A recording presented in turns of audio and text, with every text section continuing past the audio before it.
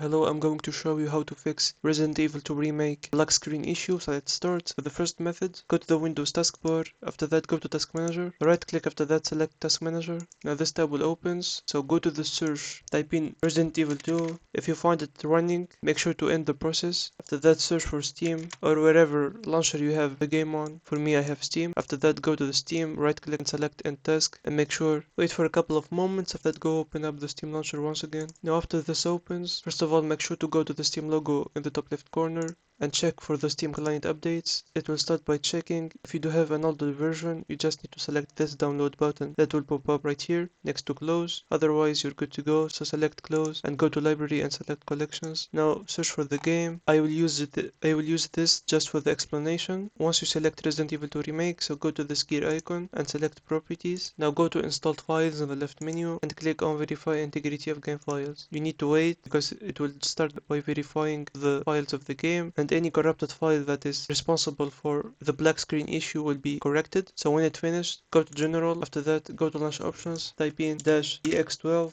and close Steam. Now go to the search, type in NVIDIA app. After that, go to the left menu and select drivers and click on download or install. After that, select either Express or custom installation. Click continue to start the process of installing the latest driver for you. For the last method, go to the Windows icon. After that, search for settings. Now go to the left menu and select Windows Update. After that, make sure to install the latest driver available you'll find. And that's it. If you found it helpful, make sure to like and subscribe, and see you on the next one.